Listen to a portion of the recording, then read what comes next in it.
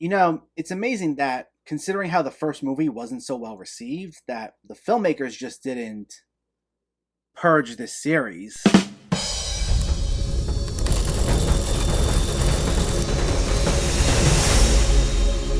What's going on, everyone? Welcome back to my channel and another installment of my Purge review series, where I go through each of the Purge movies in the lead up to the Forever Purge. Today we're talking about the second film, The Purge Anarchy. Now, before I begin, let me know in the comments what your thoughts on this movie were, if you already saw it or if you are planning on seeing it, and make sure to hit that thumbs up button if you like these reviews, as it helps me out immensely by getting my channel out there. And if you're new here, I hope you consider hitting that subscribe button so you can stay up to date with reviews of new releases, older films, hidden gems, and so much more on a near daily basis. But let's not waste any more time and let's talk about The Purge Anarchy. This focuses on three groups of people who intertwine and are left stranded in the streets on Purge Night, trying to survive the chaos and violence that occurs. This is once again written and directed by James DeMonaco, and while it is a sequel, it doesn't include any of the main characters from the first film, with the only major one carrying over is the Bloody Stranger, once again played by Edwin Hodge. And you can honestly watch this without having seen the first film, as it explains everything you need to know in the beginning. Now, I didn't like the first movie, and while I didn't see it for the first time until recently, I was initially surprised at the time of its release that we were getting another one of these,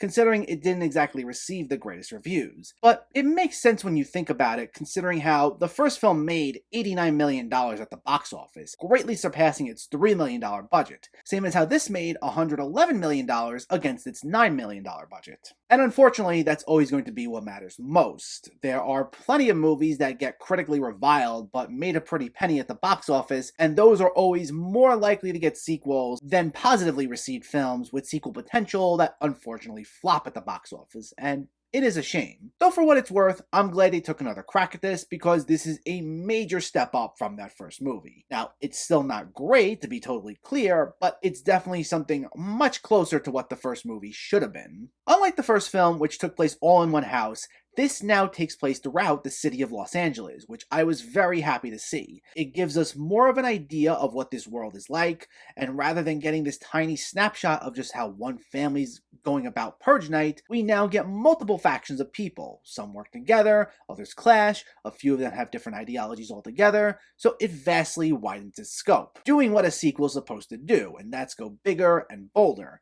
And as a result, we get two major elements that were essentially non-existent in the first film. The first is social commentary. Now, while in the last film, the most we got was that not everyone participated in the purge and decided to lock down for the night, here we got a much more specific insight into people who staunchly oppose the purge. The Bloody Stranger from the first film turns out to be part of an anti-purge group led by a man named Carmelo Johns, here played by Michael K. Williams. And we'll see them putting up videos online speaking out against the purge, and they say how the main reason the purge is considered a success is because the people who are mainly targeted during it are homeless and lower income individuals. And it's a way for the economy to flourish for the rich in the end, more than anyone else. And I thought that was a really interesting thing to bring up, as the film used horror elements to address things such as class, social structure, and how large groups of people can be disproportionately negatively affected by systemic failings, even if they don't appear that way on the surface. So I like that something like that was addressed, as that's not an all too common theme to address in a film. The other thing here that we didn't get in the first film is actual character development. This time, the people we follow around have backstories, and we now have reasons to care about them. You have an off-duty police sergeant named Leo, played by Frank Grillo, who's out on Purge Night to avenge his son's death. You also have a mother and daughter named Eva and Callie, played by Carmen Ejogo and Zoe Soul, who we spend some time with in the beginning, along with Eva's sick father, who also hates the Purge and the political leaders in this universe, and it's through them how we learn of people with staunchly different views here. And there's a third set of characters who are this estranged married couple, played by real-life married couple, Zach Gilford and Keely Sanchez, who wind up converging with the other two, though truthfully, I didn't find them quite as interesting, as they mostly argue with one another throughout the film, and there is something of an arc for them later on, but when they're introduced, since most of their conversations are centered around these grating,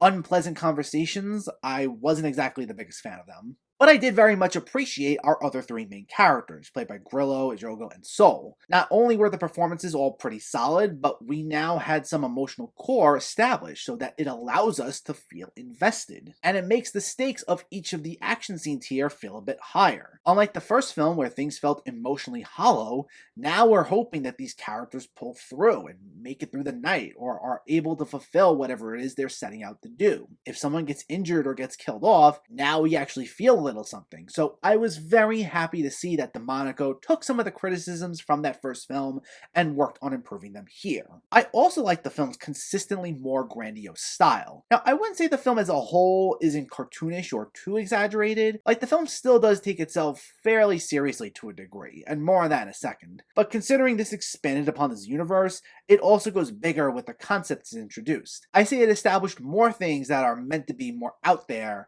rather than things that are meant to be grounded, like some of the events that these rich villains participate in. Or whenever there's an action scene, the violence is a little more over the top, and there's supposed to be more of this sense of satisfaction when the protagonist defeats a villain. And because of the more bizarre elements it introduces, it gives this a much more surreal-like quality that was lacking in the very confined first film. Now, the downside to all that is that it does lead to some jarring tonal shifts that didn't quite work for me. Like, when the film tries to take itself really seriously, sometimes it does fall back into cheesy dialogue that comes off as unconvincing, or maybe it'll be a bit too schmaltzy, and it'll follow up what's supposed to be this highly emotional moment with something too silly, and we get this quite a number of times that I did find it distracting. But for the most part, unlike the first film, I think this better established a tone to go with. The only other major criticism I had was that even with what it did improve upon from the first film, I still think it didn't go quite as far as it could have, and some of the elements introduced do fizzle out a bit towards the end.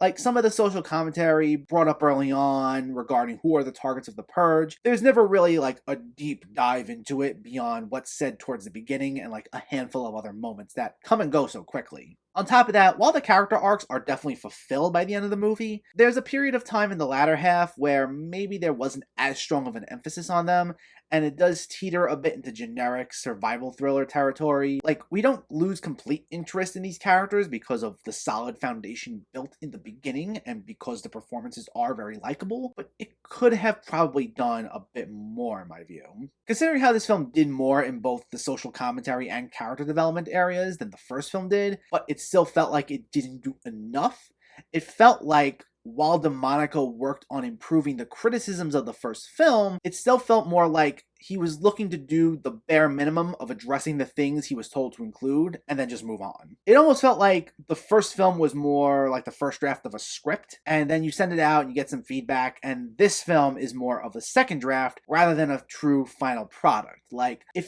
fixed the things that were wrong the first time around, and it does work well enough, but it still felt like this needed to make its rounds again, work on some areas of improvement, and then go through another draft, because it still felt like there was something missing to make it the truly grand and thought-provoking story that it could have been.